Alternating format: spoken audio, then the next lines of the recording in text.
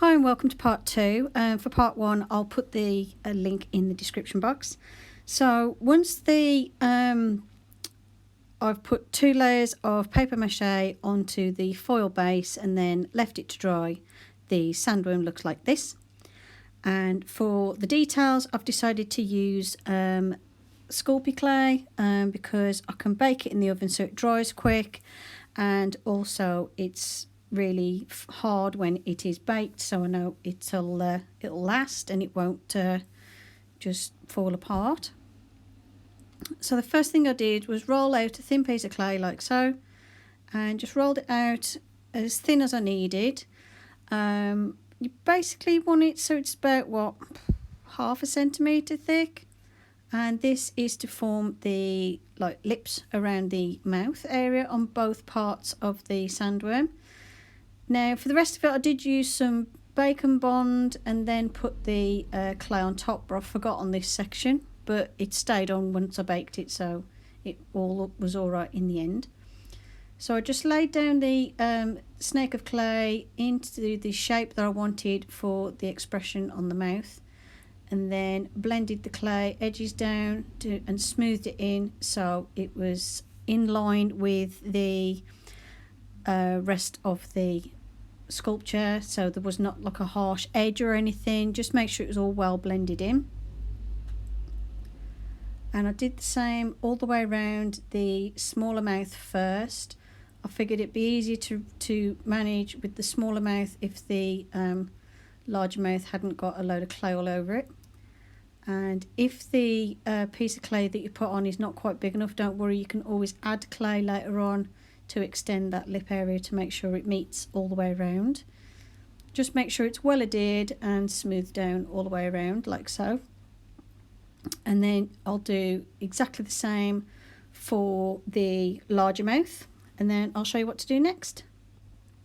Okay, so the next step was to do the eyes. So what I did was I rolled a ball of clay, roughly the right size for an eye, then cut it in half and stuck it in place either side of the head for the outer face area and the inner sort of mouth area with the eyes on.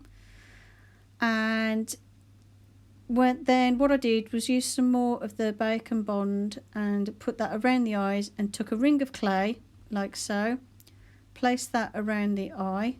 It's just me sorting out some dings and dents, and then smoothed that down around the eye so it looks like the eye's coming out of the head as opposed to just stuck on the top of it.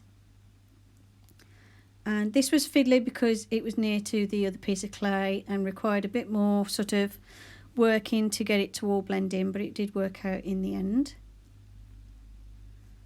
And it looked like this.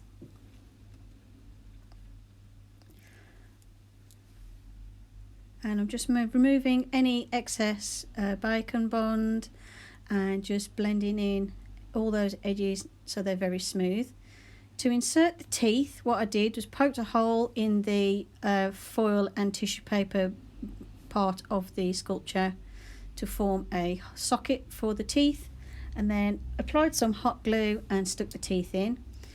I have sped up this footage a bit and cut some of it out because it's very boring to watch, but as you can see I just poke a hole, put some glue in, and then insert the tooth like so. And I did the exact same thing for the smaller inner mouth as well. Unfortunately my hand's in front of the camera there, but you can see I'm doing the exact same thing, poking some holes, put some hot glue in and stick the teeth in. I only had one tooth fall out while I was painting because I didn't put enough glue on, so make sure you put plenty of hot glue in the hole and press the teeth in firmly, and they should stay nice and secure like so. And you do exactly the same for all of the mouth areas. Make sure there's teeth all the way around, top and bottom jaw. So I did that and inserted teeth into anywhere where I felt there was a slightly bigger gap that didn't need to be there. And I found for the larger teeth I just had to make the holes a little bit deeper with the little clay tool that I'm using here. and once the teeth were inserted it looked like this.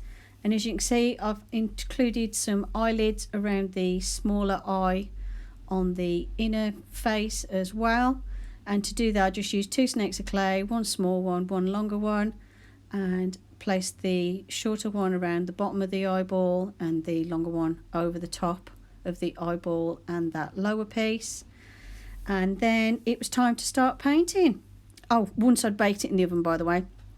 With the Sculpey, you bake it in the oven on 150 degrees for about 15-20 minutes. So this has been baked in the oven, and if you wonder where the tongue is, I made that separate, so you'll see that near the end of the video. I didn't stick it in yet because obviously I need to paint inside the mouth, and to try and do that around the tongue would be an absolute nightmare. It was fiddly enough as it was trying to paint it like this. I do wish that the inner head I'd kept separate until the very end, but then it would have been hard to blend the edges in, so it's kind of a catch-22 really. It's going to be awkward either way. And I could have painted the inside of the mouth before inserting the teeth as well, but never mind. I just wanted to see it all put together so I could see if it was going to work out, so I just stuck everything in and then just had to fiddle about painting around everything. Now the inner head is white, the outer head is black and white striped. The inner head has yellow eyes and the outer head has red eyes. And all I'm doing here first of all is putting that coat of white on the inner head shape like so, and then I'm doing the pink of the gums and the inside of the mouth on that one. I did have to darken this. I did it a bit too light at first, but the advantage with acrylic paints is they do dry a little bit darker as well. I didn't worry too much about getting the pink on the teeth because it just takes another couple of coats of white to cover that back up, so it was no problem. The white I've got is way more opaque than any of the other colours, so it covers it after a couple of coats. That was the tooth that I accidentally knocked loose, but I did fix that later on with just a little bit more hot glue.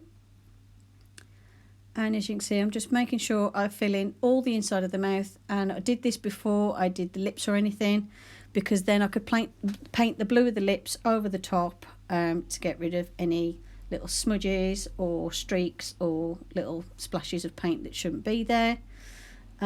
This bit was the fiddliest bit, getting around the teeth, but I did switch out for a longer handled brush, which did help later on. And as you can see, I'm altering the colours slightly because I realised it was a little bit too bright. So I just added a little bit more red into the mixture and darken that just a tiny little bit. And then I'm going to carry on painting the rest of the skin colours and everything, and I'll come back and show you what it looks like at that stage and what the next step is. And then once I'd baked the tongue in the oven, I then painted black and white stripes on it with the acrylic paint.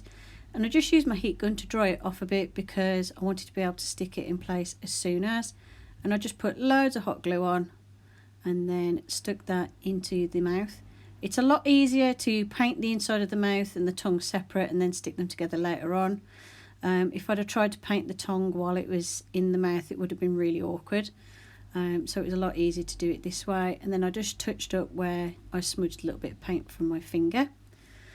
Then the next job was to do a second coat on the eyeballs before painting the pupils and iris on them. So I just added another layer of red to the red eyes and obviously another layer of yellow to the yellow ones. The yellow paint I've got is more opaque than the red one, so the red one took a couple of coats, couple of extra coats on top of this, but the yellow just took 2 coats and it was covered quite well. And then the red eyes have a yellow dot in the middle, and the yellow eyes have a black circle with a red patch inside and then a black pupil.